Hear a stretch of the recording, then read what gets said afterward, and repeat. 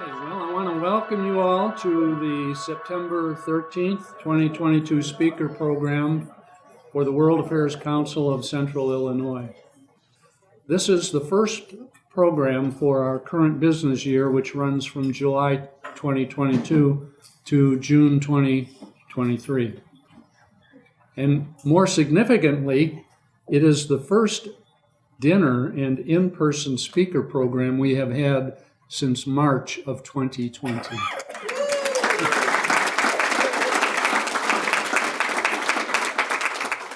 The board has been learning how to do this all over again. It's been kind of a challenge, but it's gone okay, we think. My name is Bruce Strom, and I am the board president for the current business year. I want to thank you all again for attending tonight's program and for supporting the World Affairs Council of Central Illinois. As most of you know, the World Affairs Council of Central Illinois is also referred to by the acronym for its name, which is the acronym being WACCI, or WACCI. And we like to remind people that that doesn't have anything to do with this, yes. But anyway, it's just such a long name that it's easier to use the term WACCI. WACCI is a chapter of a national organization called the World Affairs Councils of America, and our chapter was established in 1988. The mission of WACCI is to provide to residents in Central Illinois communities information about foreign policy issues and international relations, and to provide a forum for discussing these things. Its purpose also includes promoting and fostering international understanding of global issues. WACCI receives support from NPR Illinois, which provides publicity for our programs. This provides residents in the area with information regarding our programs, including the topic, the speaker, the date, time, and location for each presentation. In addition, we receive support from the University of Illinois at Springfield, from Lincoln Land Community College, and from Southern Illinois University School of Medicine.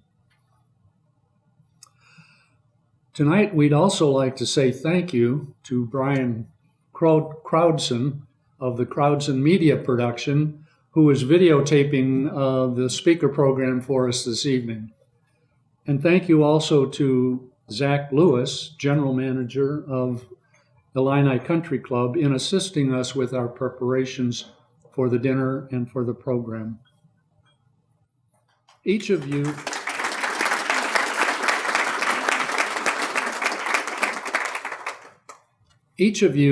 who has attended the dinner received a name tag. When you leave tonight's program, please leave your name tag either at your table or on the registration table as you leave the building. Information about WACCI and the programs that are scheduled can be found on our website, which is mywacci.org. See? Or on our Facebook page, which is facebook.com/WACCI.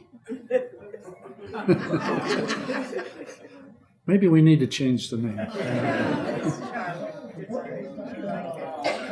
During the speakers program, the registrar will circulate a sign-up form to those of you who did not attend the dinner.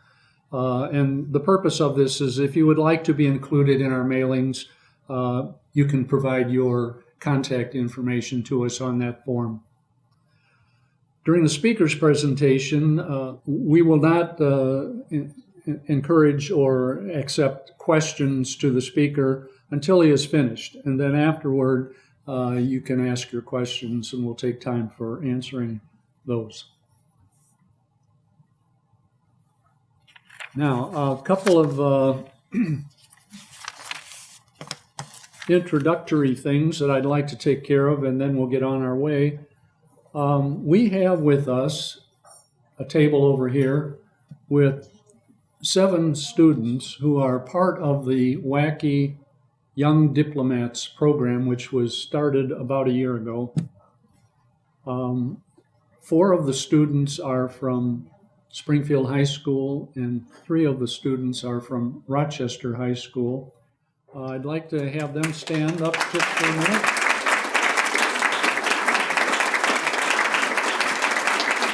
Thank you. Thank you. I would also like to introduce and have stand up 2 instructors who are working with the students, one in each of the high schools. Mr. Ben Kramer, who is working with the Springfield High School students.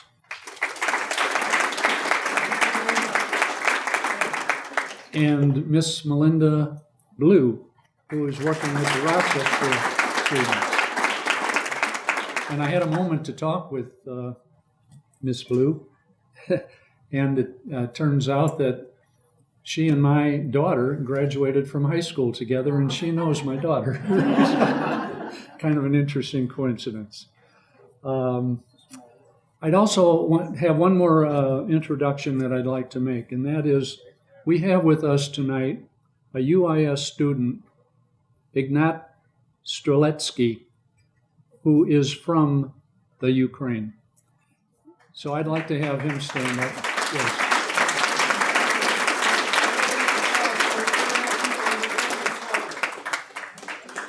And his sponsor here is Chase Wilhelm.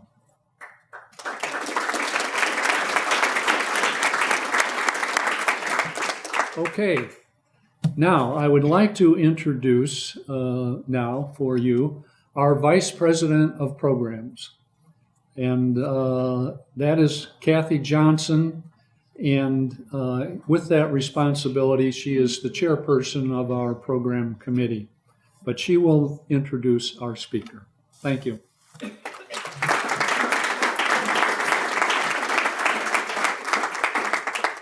Good evening, everyone.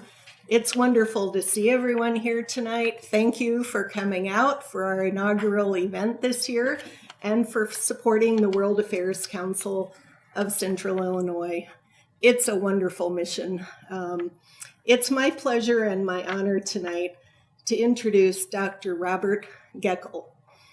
And some of you who've been in Springfield for a long time may remember that Dr. Goeckel came in 2014 to speak here in Springfield. And I heard a joke as I was sitting at dinner that we call upon Dr. Goeckel during times of need. In 2014, as you may recall, there were some little men in green suits running around Crimea doing nefarious things. And now here he is again, and there's war in Ukraine. So he appears magically during times of crisis in the region. But besides that, he's a true expert. And I know, like me, we're looking forward to hearing his insights tonight. During his presentation, Dr. Goeckel will attempt to answer some of the most pressing questions regarding the current conflict in Ukraine, such as how did the political developments in Russia and its foreign policy set the stage for the war? To what extent have Western policies played a role? What are the implications of the war for international politics? And he really does know the region well. He did a Fulbright program there, and he also worked and promoted student exchange programs between his university and Moscow University for 10 years, if I remember correctly. Dr. Goeckel received his undergraduate degree in political science from the University of Michigan and his doctorate in government from Harvard. He has taught political science and international relations at SUNY Geneseo since 1982. His research specifically has been Eastern Europe, Germany, the former USSR, and in particular focused on the role of churches and religions in these political systems. He's written a number of articles and has published 2 books, The Lutheran Church and the East German State, and Soviet Religious Policy in Estonia and Latvia, playing harmony in the singing revolution. Dr. Goeckel is the co-director of the SUNY Center for the Study of the U.S. and Russia at Moscow State University from 2000 to 2001. And he was named a SUNY Distinguished Professor in 2020. At the end of his presentation, I'll be moderating, and we look forward to accepting your questions. Dr. Goeckel, the podium is all yours. Welcome.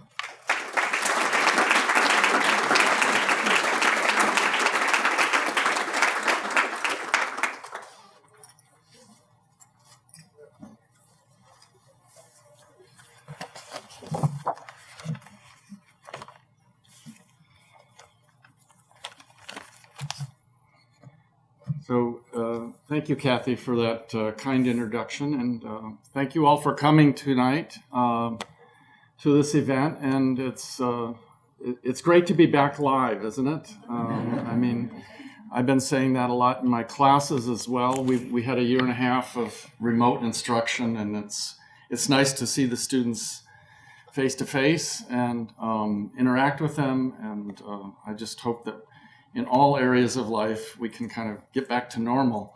But I also think it's wonderful that so many people came out to hear me talk, and for the kind and generous welcome here in Springfield.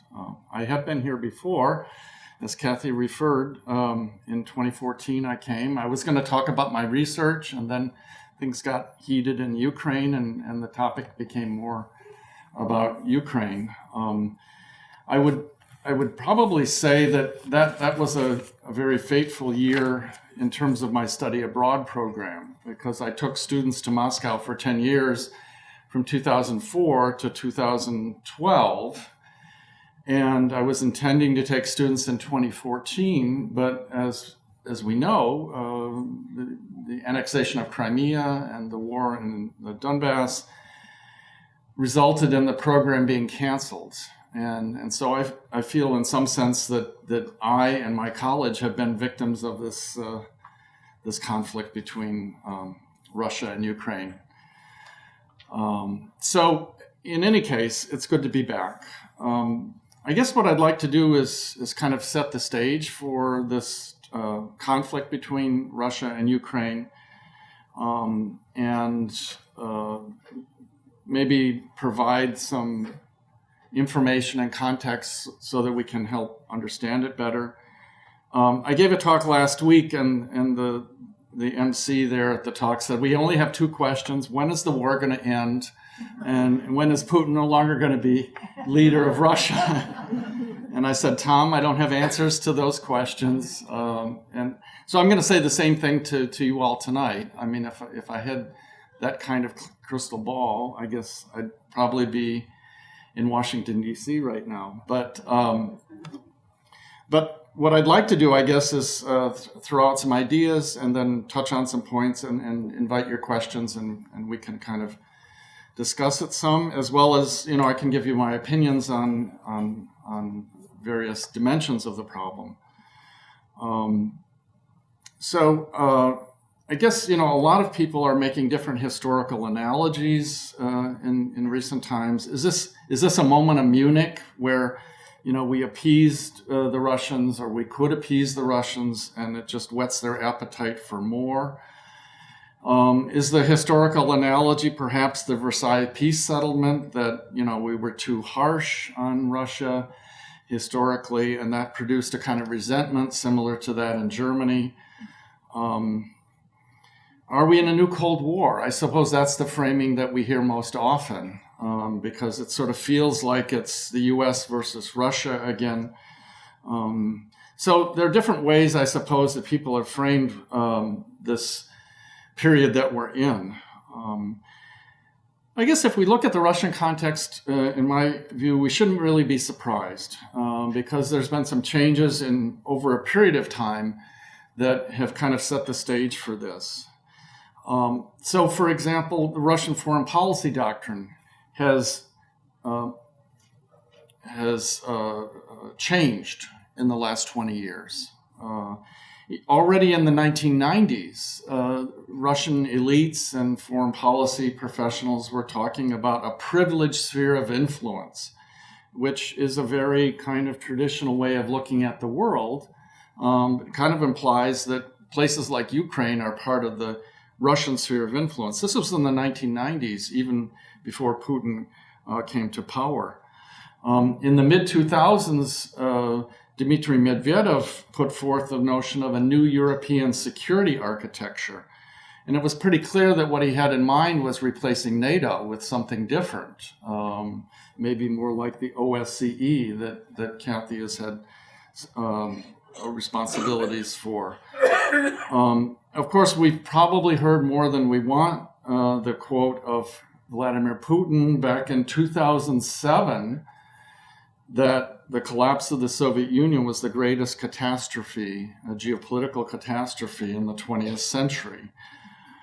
Maybe we haven't heard quite as much, but the notion of no first use of nuclear weapons, which was sort of part of the Soviet military doctrine during the Cold War, they, quote unquote, took the high road by saying, we won't be the first to use nuclear weapons in a conflict. And the United States never made that pledge because, of course, we wanted to hold open the possibility that we might use nuclear weapons in Europe if we were losing in the face of a Soviet aggression.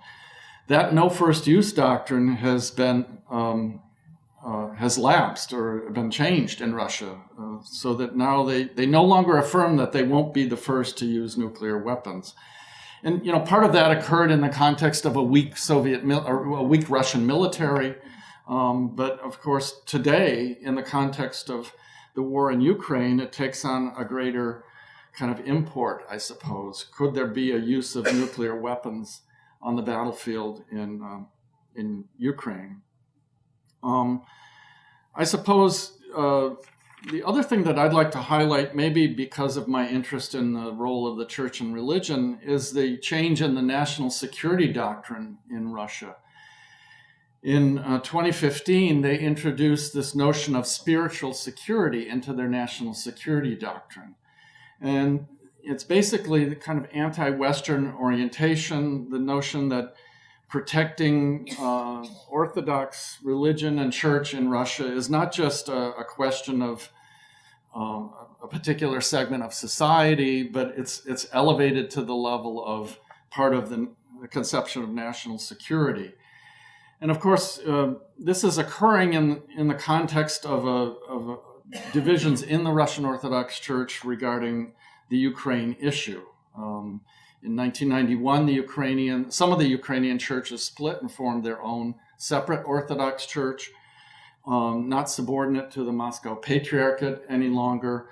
And so ever since 1991, you've had this kind of competition between the Moscow-led section of the Orthodox Church in Ukraine and the Kiev-led portion.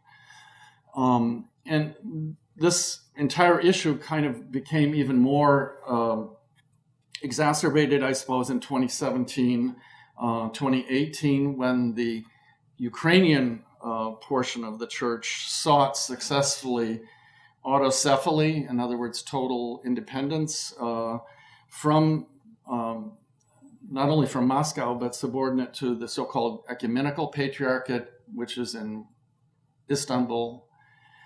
And this caused, of course, the Russian Orthodox Church in Moscow to kind of break relations with many churches that recognize this Ukrainian church. I don't want to get into the weeds too much on this. I mean, we can do that, I suppose, in the question and answer portion. But it kind of fits into this notion of spiritual security that Ukraine kind of and the Ukrainian efforts at a separate Orthodox Church are a challenge to the Russian Orthodox Church. So I guess in what I'm saying here is, in terms of the Russian foreign policy doctrines, we've already had over the last 25 years a kind of break with what the West's vision, in some sense, for the post-Soviet space and for Europe. if you will, a more aggressive, assertive foreign policy doctrine. Of course, the doctrine has also been matched by actions. And you've probably heard of the term frozen conflicts, these areas in the former Soviet Union where often it was some kind of ethnic conflict between two groups and interacting, I suppose, with where the borders had been drawn in the Soviet period that didn't necessarily align with the ethnic alignments. Places like South Ossetia, which was a breakaway region in Georgia, that the Russians supported in 2008 in the war in Georgia.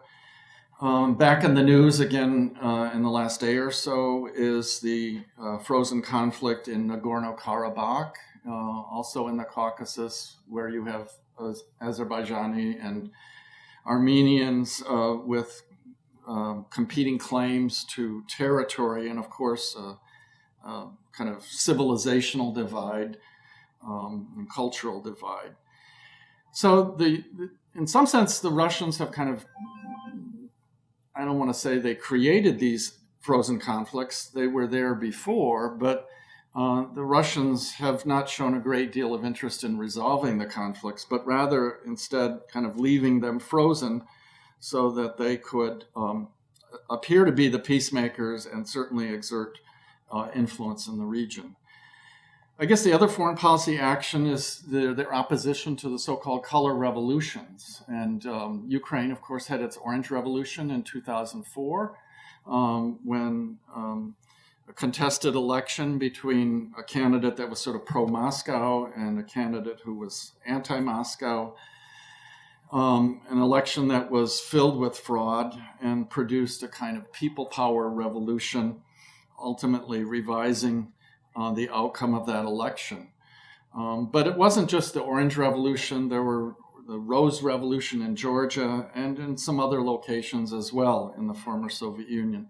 It's clear that the Russians don't like these color revolutions because they kind of portend that maybe right here in Russia we could or should have our own color revolution.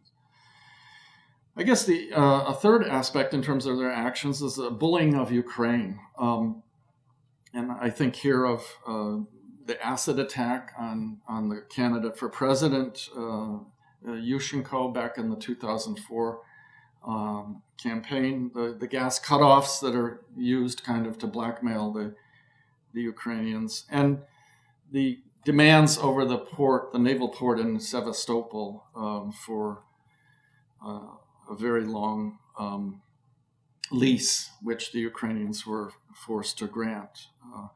So all of these, I guess, kind of suggest that not just in terms of doctrine, but in terms of their actions, the Russians have been rather aggressive, expansionist.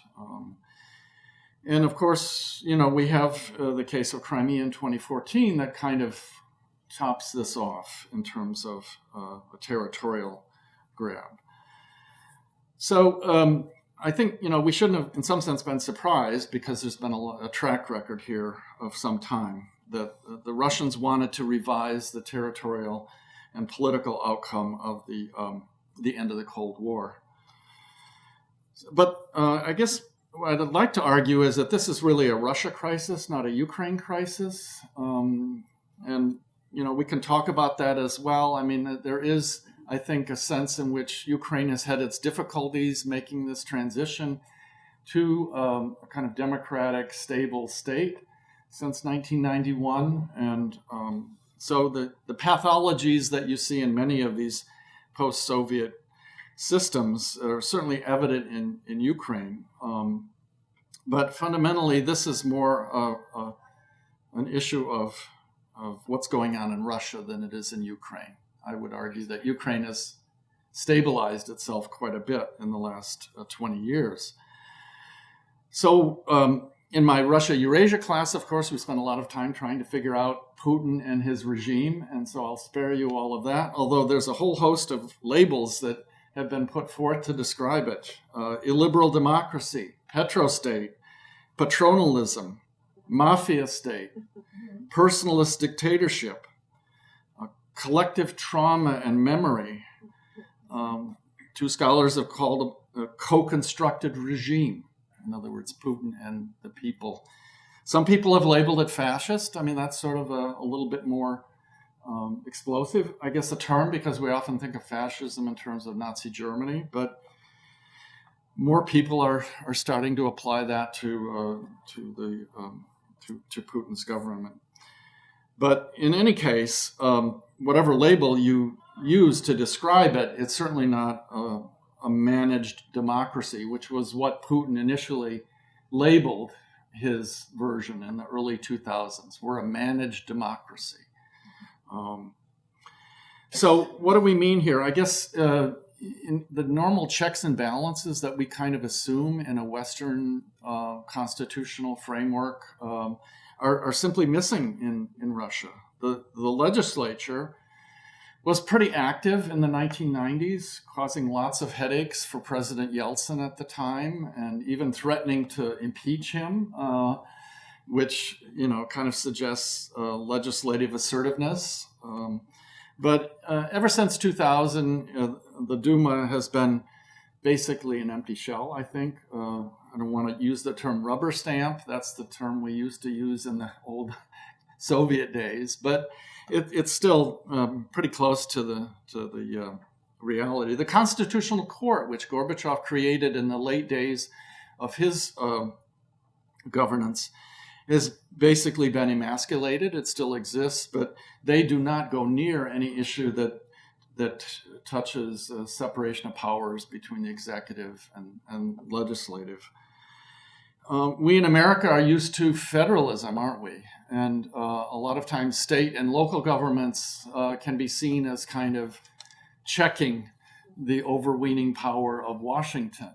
But federalism in Russia, which is on the books, I guess you could say, they have regions, they have local governments, but under President Putin, especially after 2004, the regions were pretty much deprived of any kind of autonomy. I mean, in the 2010s, Putin has restored direct election of governors, and Russia did have an election last weekend, and I believe there were 14 governors that were up for election. So there are elections, but they're certainly not competitive. What about the media? I mean, we were talking with the students about accountability, and of course, the media is also charged with kind of holding government accountable. But if you've been reading, the kind of analyses of what's going on in Russia in the context of the war, the media is totally lost this function of holding the government accountable. And I would argue even before this year, the media barely played that function. You had a few radio stations and independent media. In the context of the invasion, they've all decamped to Latvia and other locations. As I said to the students, if you have a VPN, you can probably access those alternative sources of information, but most Russians don't have a VPN, so they're forced to listen to the state-dominated media. And of course, don't become a journalist in Putin's Russia because it's a very dangerous line of work. There's I don't want to say a whole host, but there are several journalists that have investigated too much and paid for it with their lives.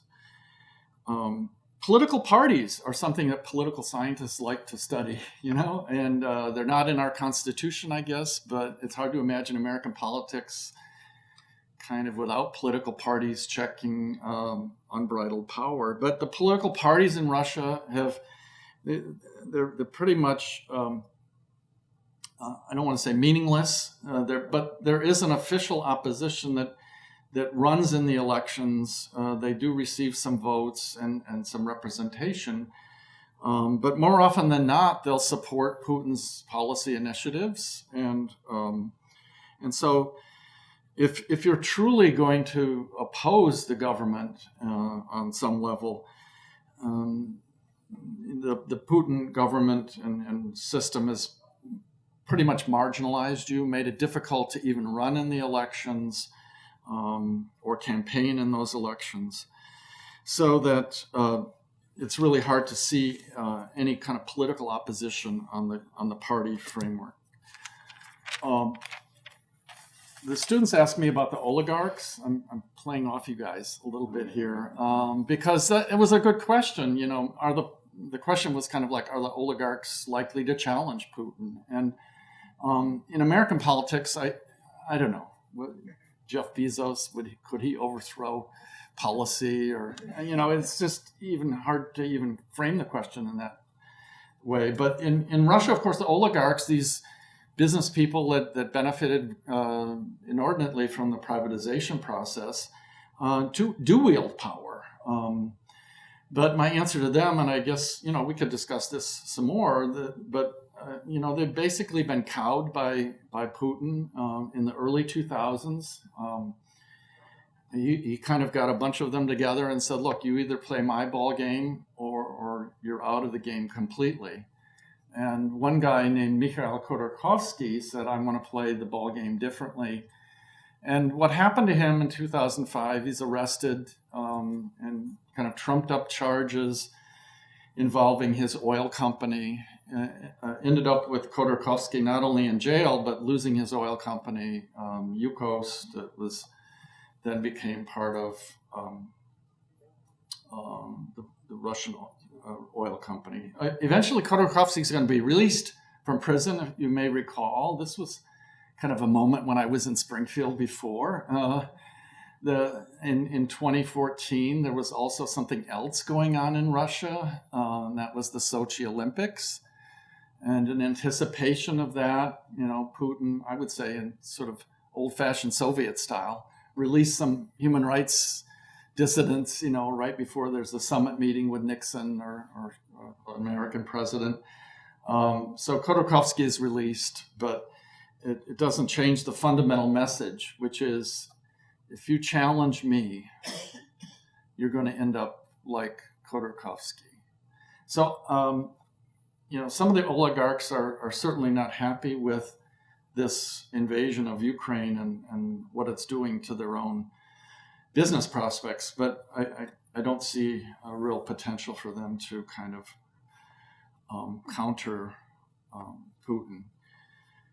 The church, as I've suggested earlier today, is pretty much completely co-opted by the regime and quite supportive of the regime. So we can't expect Kirill and the Russian Orthodox Church to challenge this. And as I indicated in my morning session with the students at UIS, not only is the church not opposing this war, the patriarch has endorsed it and supported it and articulated this vision that somehow Holy Rus is now, you know, Holy Russia is now at stake in this war.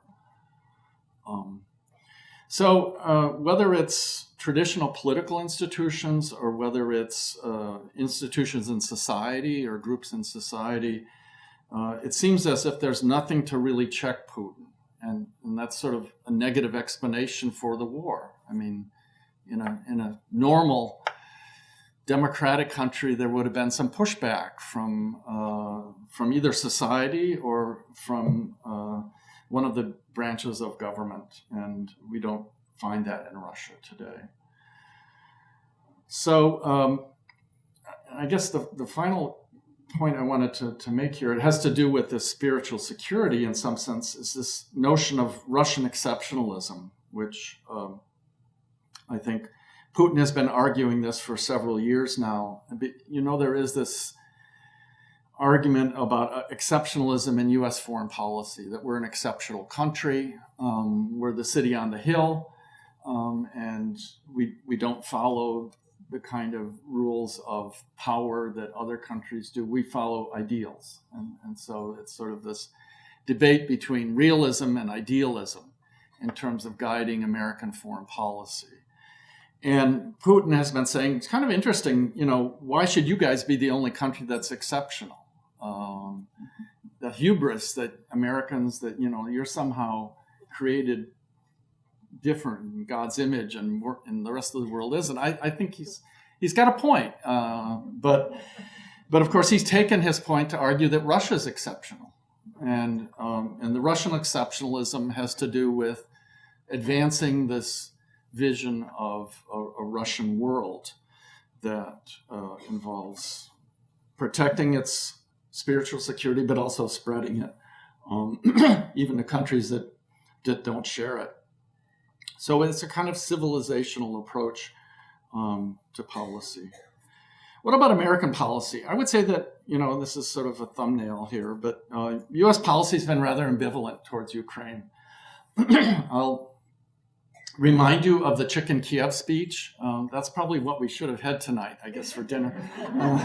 There was some going back and forth about what to have for dinner this summer with the organizers, and I said, well, please don't have anything Russian, because we'll get in trouble there. Maybe you could make the Ukrainian version of borscht, and that sort of didn't fly because, it's too complicated to distinguish the Ukrainian borscht from the Russian borscht. And finally, I settled it. I said, let's do something Polish. We can't get in trouble if we serve Polish food, And so I thought it was very tasty and delicious. I don't know. I appreciate the applause that we gave for those who made it because, I think it was not only tasty, but it kind of hit the right political note, which is that Poland has been there to assist Ukraine in this horrific war. So we should give them lots of credit. But the Chicken Kiev speech that Bush gave in 1991 was in the context of the Soviet Union kind of threatening to unravel, like urging Ukrainians not to move too fast with their independence movement and slow it down, don't destabilize. And of course, looking back at many Ukrainians saw this as sort of dampening their legitimate efforts at independence. I think in the 1990s, it was pretty clear we tilted towards Moscow. And, it's a realistic kind of aspect. The Russians were the ones that could, destroy the world in 25 minutes. So you had to kind of give them some preference, perhaps, in U.S. foreign policy. But it did mean that Ukrainian interests were kind of downplayed. And this came, I think, to fruition in the 1994 agreement whereby Ukraine gave up its nuclear weapons to Moscow. In the Budapest Agreement, which supposedly guaranteed Ukraine in its sovereignty and security, which has been, of course, flaunted by Russia, first in Crimea and now again in this war. So in the 2000s, we kind of shifted. We offered, or we proposed NATO membership for Ukraine under President George W. Bush. It was vetoed, we'd have to say, by the Germans and other Europeans that were worried about, kind of destabilizing the situation. But it did kind of show that we were taking Ukrainian interests a little bit more seriously. In the Trump years, I guess we'd have to say Ukraine seemed to be kind of a pawn and kind of devalued to some kind of transactional moment. Can you help me in my re-election effort? Okay, I'll sell you weapons. Ultimately, Ukraine did get the weapons, so we should not lose track of that. But the public attention to the Zelensky-Trump interactions kind of suggested that Ukraine was a pawn. So I think the United States has been kind of ambivalent since the end of the Cold War. I could say something about the Europeans, but maybe I'll save that for the question and answer period, I guess, because there are interesting differences in the current context in the last year or so between Germany and France and the East European angle, which is, I think, fascinating to see here.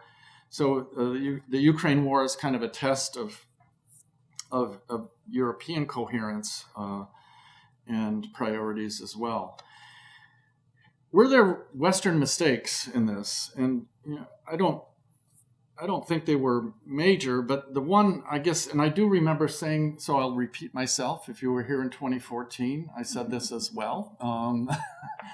But in this lead up to the 2014 crisis, the big issue was, will Ukraine join the European Union, or will Ukraine join the Eurasian Economic Union that Putin was trying to put together? And Ukraine was kind of like cross-pressured between these two actors. And I do think the European Union kind of pressured Ukraine too much at this moment to, like, it's either us or him. And I think they underestimated how important Ukraine was to Putin. We kind of saw this as sort of a question of economic rationality. And as we've seen in what I've been saying here, Putin increasingly has been seeing this not as a purely economic issue, but as a question of identity, a question of civilizational divides. And I think the EU should have hit the pause button on this whole enlargement issue with Ukraine. It might not have made a difference, but it certainly provided a pretext for Putin to take the actions that he did in 2014. What I don't think was a mistake was NATO enlargement. I don't think that's the cause of this current conflict. There are those that think that NATO enlargement was a provocation for Putin, but I believe NATO enlargement was unavoidable given the Balkan Wars and the interests and preferences of the East European countries to have some kind of security protection rather than just be left as a kind of a cordon sanitaire between Russia and Western Europe. They had opted to rejoin Europe in 1989 with their revolutions, and that certainly entailed getting the payoff for that of joining the EU and joining NATO. I also don't think that the Afghan pullout last year was really that important. It didn't help the image of the United States, certainly in terms of the chaotic way that the withdrawal occurred. But I think Putin was sort of opportunistic in other respects, and it wasn't the loss of Afghanistan. In terms of the global economy, in terms of oil prices, in terms of Europe's own dilemmas with Brexit. And I would also say probably the German election, which produced a social democratic government that Putin kind of figured might be a little more amenable to his policies. All of this, I think, Putin was opportunistic, but I don't think that the pullout of Afghanistan was an important causal factor in the opportunism. I guess there's a bunch of issues and factors that I'm just going to itemize them, and maybe depending on your interests and questions, we can talk about them. But of course, the Ukraine war brings up a number of dimensions that sort of beg for some treatment, I guess. I mean, one of them, of course, is the question of war crimes, since we now see the atrocities that have been committed in parts of Ukraine, especially last spring in Bucha and other areas. I understand that your future speaker is going to be a representative of the ICC. So maybe next month, you'll get a chance to talk about this some more. But certainly, what does the war in Ukraine do in terms of the International Criminal Court and the effort to hold actors accountable for war crimes? There's certainly the question of China. And where does China fit in terms of the coalition building or the response of other actors to the war in Ukraine? There's the question of the non-West. places like India and Iran that have been kind of neutral on this war and certainly not supporting the Western side. Just what do we make of, their role? Will they offer enough of a lifeline to Putin so that he can continue a protracted war? Naturally, there's the whole question of economics that we might discuss.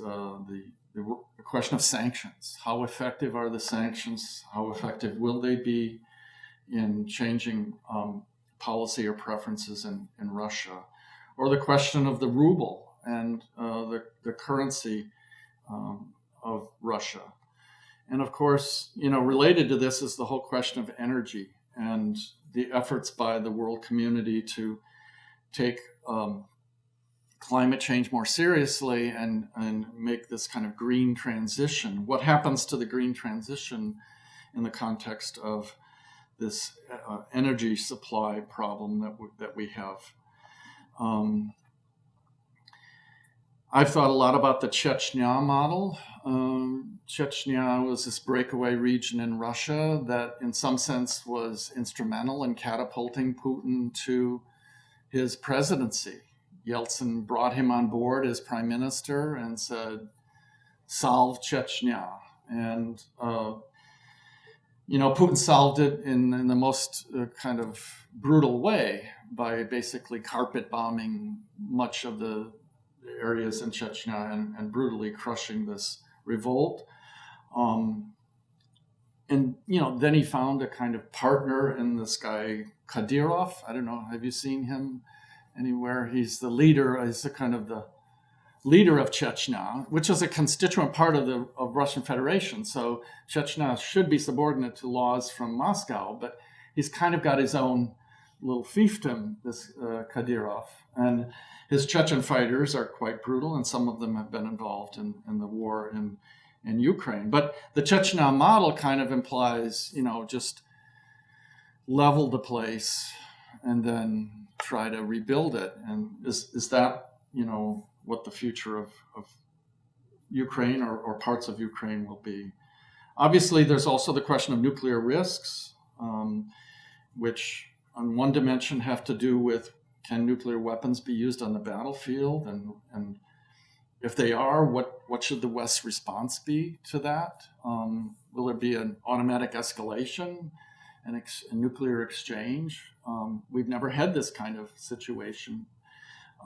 But then there's also the dimension of the power plant, which you've probably heard about in the news, that there could be some kind of nuclear disaster, not linked to nuclear weapons, but still just as risky.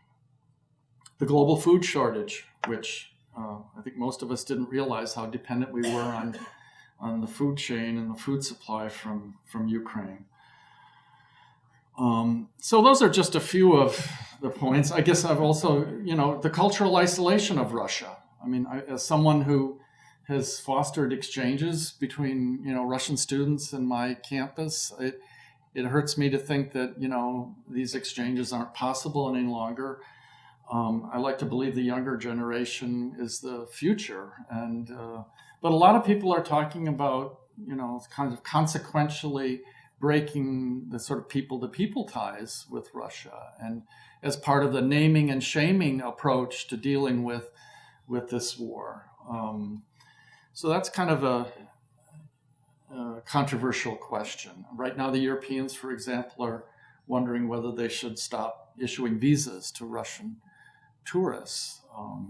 Is that the right way to go? So there's lots of, I guess, policy-related issues that we could discuss or that arise in the context of this war, and I'd be happy to kind of discuss them with you. So finally, just in conclusion, I guess what I would say is what can we sort of draw from this in terms of the bigger picture? I guess, Ronald Reagan once said that, and I guess I'm in Ronald Reagan country, even though this is Lincoln country, but I know Reagan is from Illinois too. But he once said that countries that trample on human rights at home will trample on them abroad. And it seems to me that this is proving true in the case of Russia and Ukraine. I don't mean to make it an ironclad law, but it seems kind of validating, if you will, the Reagan position that there's somehow an intrinsic connection between how you treat people in your own political system and how you behave internationally. Is this a new Cold War? I guess, in my viewpoint, it's not a new Cold War. It's worse than the Cold War. And in the Cold War, for example, we had pretty clear borders in Europe. There were some times, I think, in the early 50s when it wasn't quite clear whether those borders were so defined. But certainly after the Hungarian Revolution in 1956, it was clear the United States was not going to risk World War III over Eastern Europe. And it was probably clear in the Berlin crisis of 1948 as well. After that point, it wasn't like there were no crises and there weren't tensions, but both superpowers kind of attempted to manage those crises. I guess the other thing, of course, is nuclear deterrence during the Cold War. Again, it wasn't automatic in the late 40s and early 50s. We had to kind of figure out how to deal with nuclear crises between the US and the Soviet Union. And Cuba, 1962, was kind of an important learning experience for us. But certainly after that point, I think you could say that the nuclear weapons kind of stabilized the division and stability. Maybe less obvious is the whole ideology. Marxism-Leninism claims to have understood the laws of history, and that history is on its side. So this notion of Lenin of 2 steps forward, 1 step back gave the communists a kind of flexibility. We can make progress in one theater, but we can maybe lose a war here or have some setbacks there, but it wouldn't disturb our ideological framework that ultimately the end point of history is going to be the communist utopia. And it seems to me that, ironically, what that meant was that the Soviets could take a defeat and it wouldn't unravel their entire worldview. Today, we don't have that.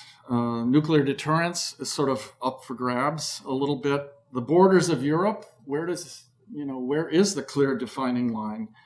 And, we're in the realm of identity politics here to a great extent when we're talking about some of these places like Ukraine. So, Putin doesn't have this kind of tactical flexibility to say, okay, our worldview is intact, even if we strike a deal with the Ukrainians. If he strikes a deal with the Ukrainians, he runs the risk that the entire deck of cards falls down.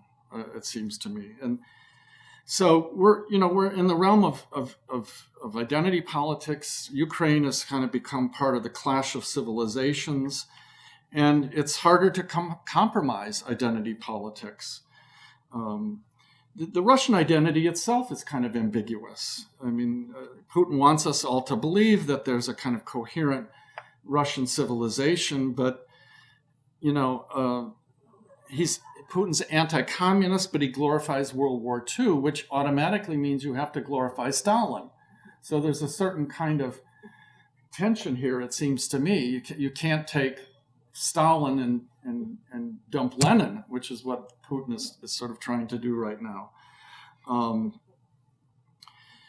There are neo-Nazis in Russia, but of course this war is partly being touted as an effort to deal with the Nazis in Ukraine.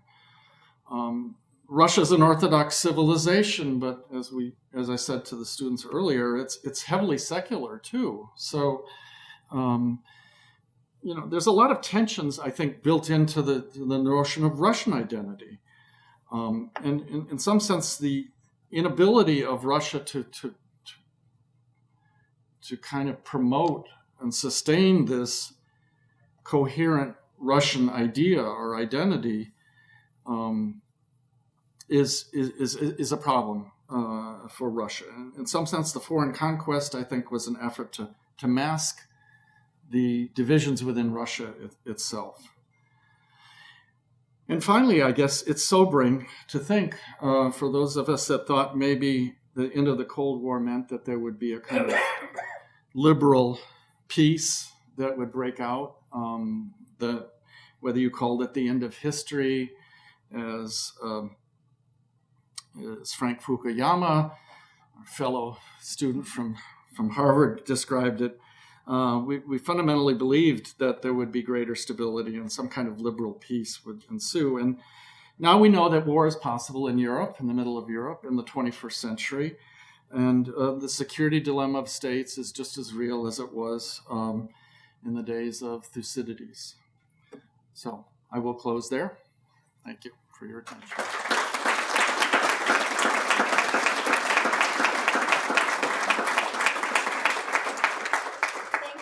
Dr. Goeckel, for a very insightful and sobering presentation. It was really, really fascinating. Dr. Goeckel will now take questions. If you could indicate with your hand that you have a question. And before I open it to the floor, I'd like to just ask, do any of the young diplomats or their teachers, did anything in the presentation provoke a question in your mind?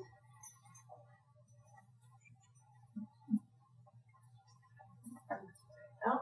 Oh, yep. Nope. Okay. Yes. Back in the. Oh, yes, sir. We'll start with you.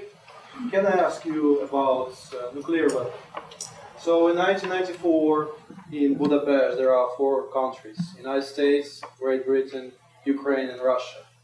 And Ukraine refused our military nuclear weapon and give it to Russia. All 4 countries give the guarantee that nobody will attack Ukraine. But after 20 years, Russia again put their troops to Crimea and grab our territory. Mm-hmm. In 2022, in February, Mr. Zelensky had a speech in Munich Security Conference, and he said that what we must do if NATO don't allow us to join the NATO, if the United Nations, I don't want to say something about the United Nations, but they do anything. Yeah, of course, sanction is a big part of pressure to Russia, but it's not a guarantee. So my question is, what Ukraine really must did before the invasion of Russia to secure themselves? So, What could they have done? Or what should we do? Because NATO don't allow us to join. yeah. The Russia attack us, and what we must do? This question. Good question. I think it's a good question, and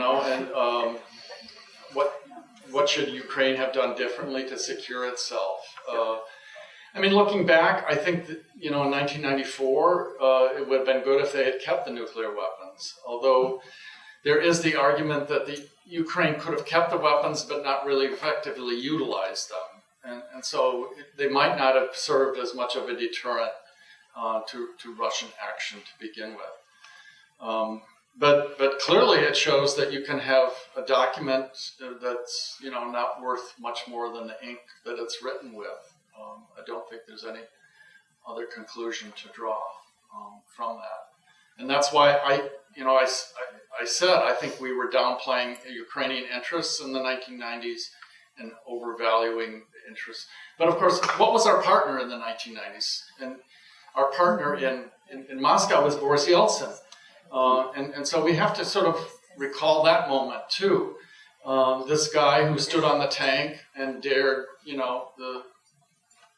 the Soviet putschists, the Soviet coup plotters, to take him out. And he was seen in these early 90s as very favorable to Western interests and very unlikely to attack Ukraine, right? Yeltsin is the guy who said, in the context of the unraveling of the Soviet Union, take as much sovereignty as you can swallow. He says this to the 14 other republics. So our perception of Yeltsin was that he was very comfortable with the independence of the republics. He was willing to negotiate with the ethnic republics within the Soviet Union, within Russia. So Tatarstan, for example, out there in the Volga, got a lot of sort of special privileges because Yeltsin said, you're an ethnic republic and I want to give you elements of sovereign, not complete sovereign. So I guess what I'm saying is that we couldn't imagine in the early 90s that Yeltsin would try to reconstitute the Soviet Union. He was, and he had an Atlanticist kind of group of advisors around him for a couple years.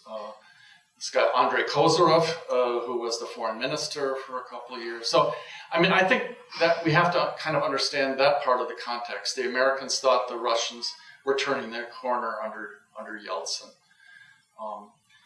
But, by 1994, 95, things were starting to look rather differently.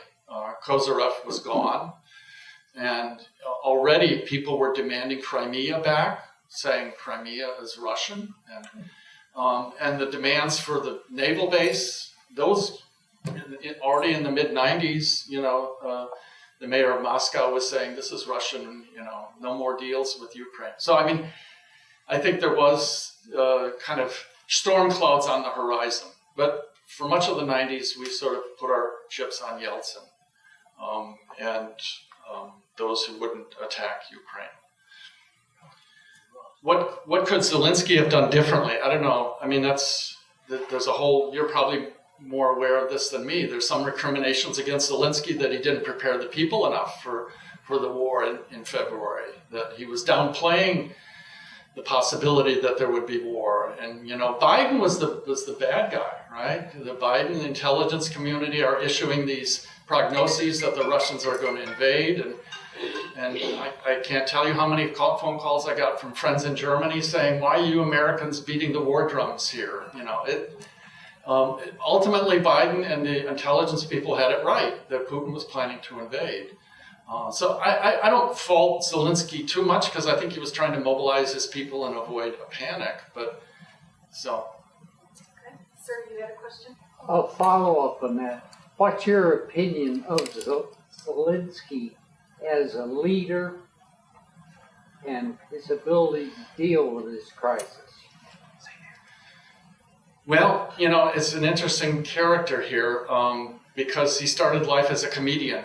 And so sometimes we evaluate leaders not on the basis of what they've done, but sort of where they came from and what are they most likely to succeed or the biggest gap between expectations. And I think he's been quite inspiring and inspired.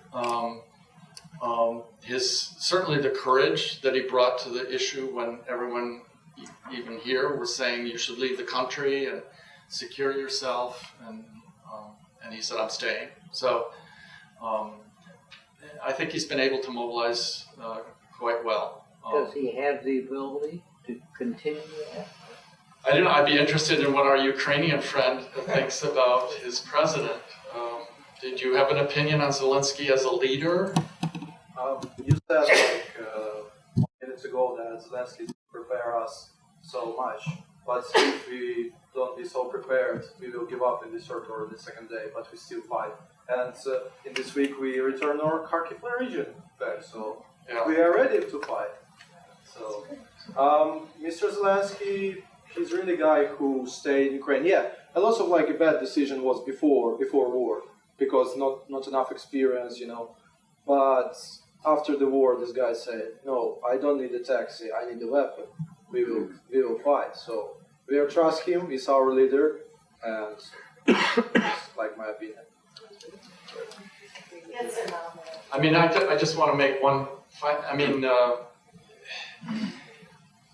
In some sense, Zelensky was elected to help bring about a negotiated deal with the Russians. He was perceived as a candidate in the election that was a little bit more open to negotiating with Putin. And I think we have to kind of remember that. Poroshenko was sort of no way are we going to deal with Putin. And And it's kind of ironic in a way that Zelensky now ends up in a war with with the Russians, with whom he thought that he could. And there were some prisoner exchanges there in those early days of the Zelensky administration. So I just would kind of underscore a certain irony that he was supposed to be the peace candidate, and he ended up in war as well. Gentleman in the back. Yeah, and this again may be for the gentleman from Ukraine, is in the United States, or at least the news that I watch, Zelensky is always portrayed as very positive. Is that the case across the board in Ukraine? Does he have a very positive portrayal in the news in Ukraine? Yes. He does? Yes. And then I guess to you, we haven't heard about yet, and you may not know.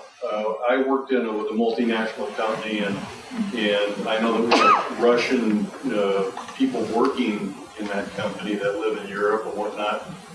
They have access to that news that I see you see, right? Is some of that information has to get back? Is the media beginning to take hold? My wife teaches political science. I think she mentioned that it seems that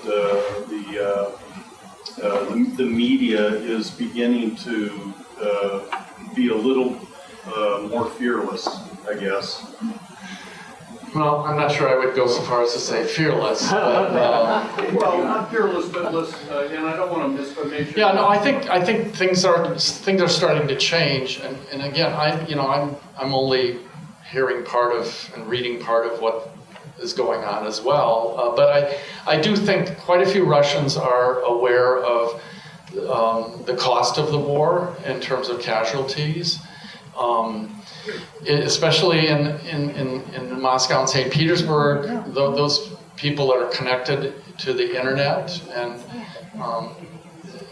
I think there is a kind of disconnect maybe between those that are in the major cities and those that are in smaller cities and villages. The other thing which is happening, you probably are reading this too, is that there are all these military bloggers in Russia that somehow they're not necessarily formally embedded in the Russian units, but they have contacts in the Russian units, and they're reporting back and posting things on Instagram, which has never been shut down by the Russian government. So it's a kind of social media vehicle for more information. So I think, but of course this is why it's sort of hard to know where this is going to go, because many of these military bloggers are incensed that the Kharkiv region has been regained by Ukraine, and they see this as a military setback, and they're looking for someone to blame. So Putin, in some sense, is under more pressure now to either escalate. Some people may want a negotiated settlement, but I think more likely you're going to get this kind of, okay, now the time is to take off the gloves and really fight, like a man or something. But I do think more information's coming in, but it's very uneven. So. Yes, sir. 5 months ago, my wife and I were in Egypt, and it was interesting to find that the people of Egypt thought of this as a civil war. And that was the way it talked. The supply chain for their grain coming out of both Russia and Ukraine was very, very important to them, as they get a lot of their wheat from that area. So that was key.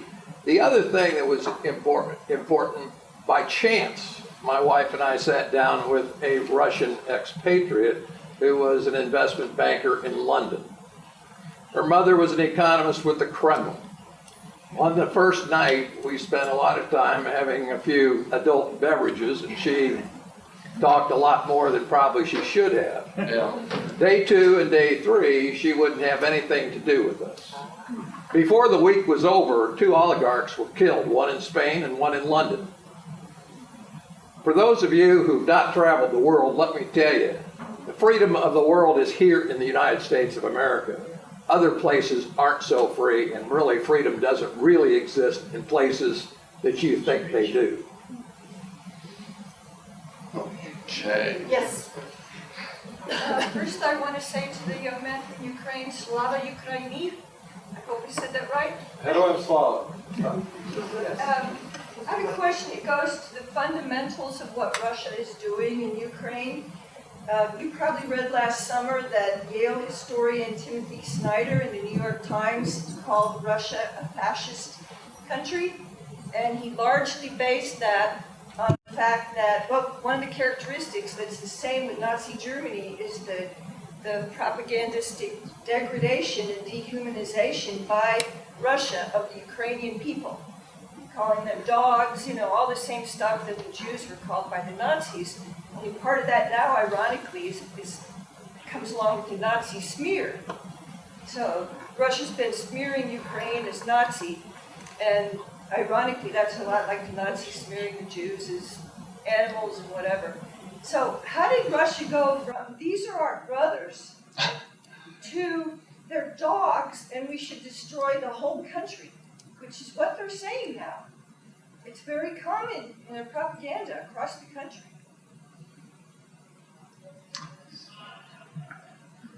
Well,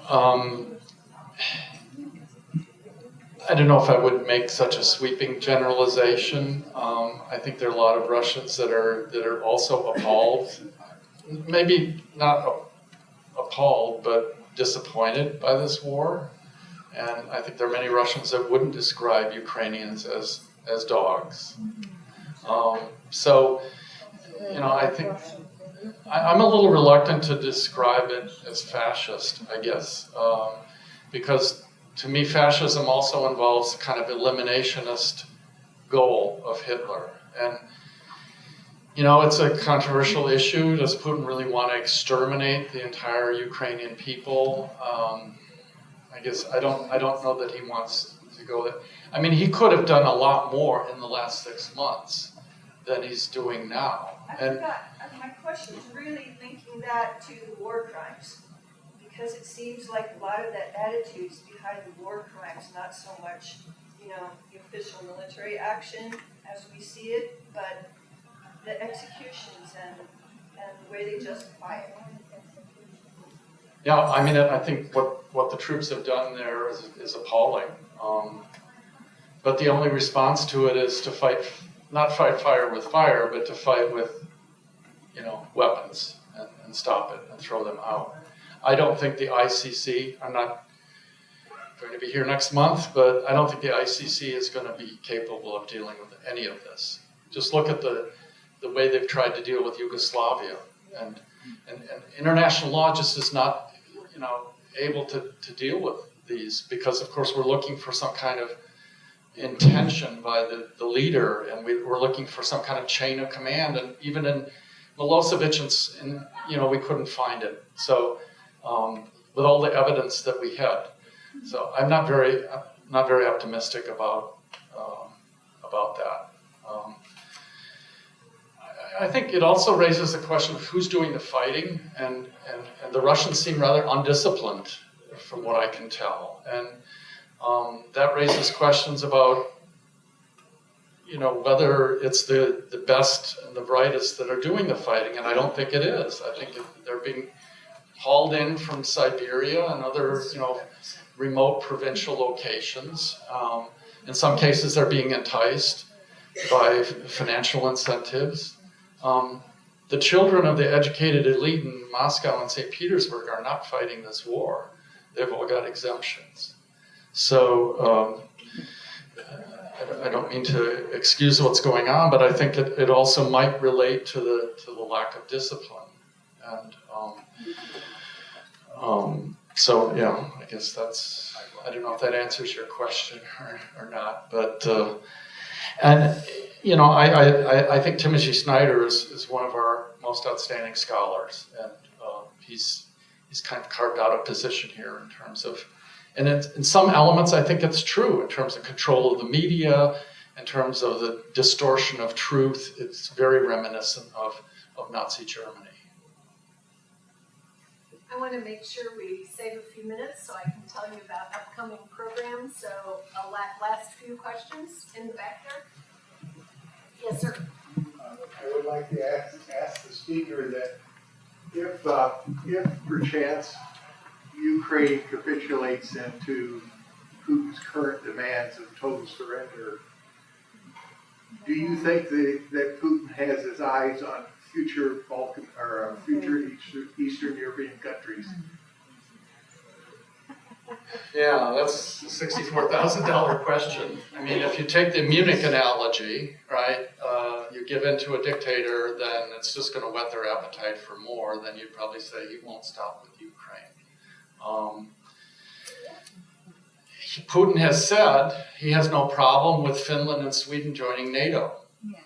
And so he has a problem with Ukraine joining NATO, but not Finland and Sweden. So that kind of suggests that maybe there's some delimitation to his goals, that it's the areas of the former Soviet space. But of course, as you kind of suggest, the Baltic states were part of the former Soviet space, and Moldova was part of the former Soviet space. So it might not end with Ukraine. And that's why I think it's so important that I'm not sure what victory will mean, but we can't allow Putin to reclaim Ukraine because of what it means for the other countries in the neighborhood.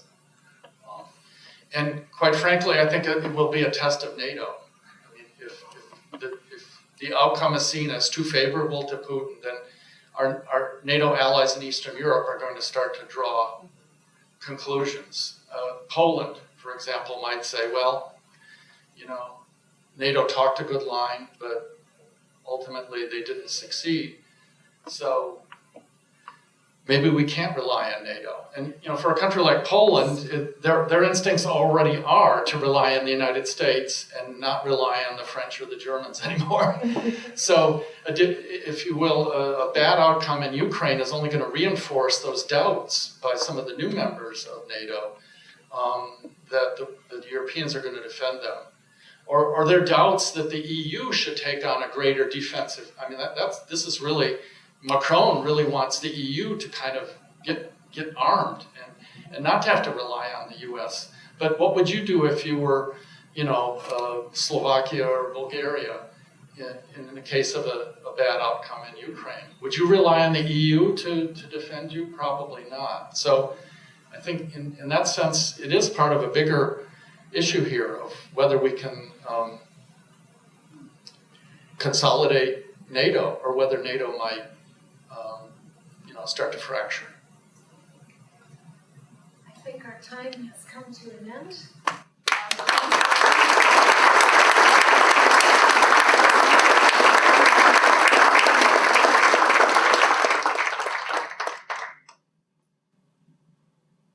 What an absolutely fascinating presentation. Thank you, Dr. Goeckel, for sharing your knowledge, your expertise on a topic that is so timely and so interesting. It was really, really superb. And I thank all of you for your great questions, and especially the young diplomats who gave him a run for his money. It was a great session. It was a really good session. On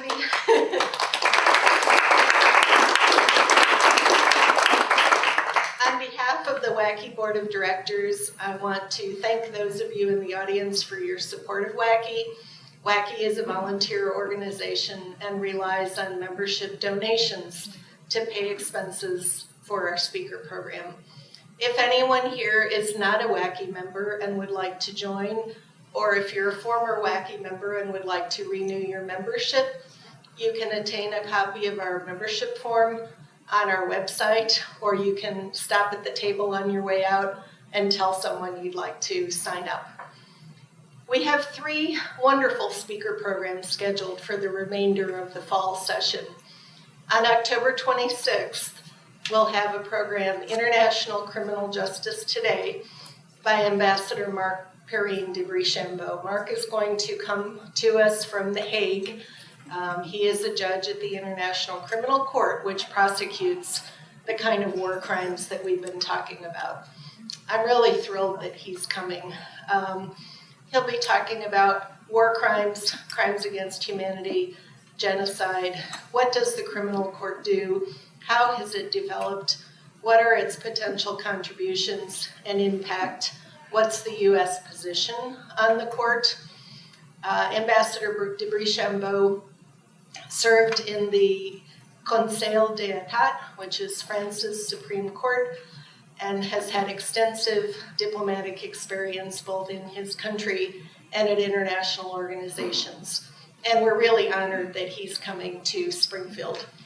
Our November program will be Redefining Nepal, two ambassadors' perspective. We will have the former U.S. ambassador to Nepal, Scott DeLisi, and the current ambassador, Sridhar Khatri, from Nepal to the U.S. So we'll have a panel with the two of them talking about one relationship, two ambassadors. How do they work together? What are the challenges they face? What is Nepal working on as it tries to change its role within its boundaries and on the world stage, both politically, economically, in a changing global economy, and as a nation state in our world, which increasingly is looking, we're experiencing broader geographic boundaries. Our December program will be There Is No Future Here, Refugee Education and Forced Migration in Northern Ethiopia. We'll be looking at a long-term ethnographic study of Eritrean refugees in Ethiopia and the mismatch between global refugee policies and the aspirations of refugee youth. That should be really fascinating. So we're going to have a great fall program, and I hope you all will come for each and every one of those. They'll be held here at the Illini Country Club. I'd like to say thanks again to Zach Lewis. I don't know if you're still in here. Zach is the general manager here. It was a superb event and a particularly delicious dinner, I think. Also, very deep thanks to Brian Crowdson of Brian Media. Brian's there. Brian is videotaping our program tonight. That will be available on our website if you know people who would be interested. And a couple of program notes as you, yes, sir. What are the dates for November and December, the dates? So October 26th is the, We got that. Okay, November 16th is the Nepal program, and December 6th is Ethiopia and refugees. We didn't get that. Yep, thank you. I think I skipped over that. Please leave your name tags on the table, and that concludes tonight's program. Thank you very much for attending and supporting WACI.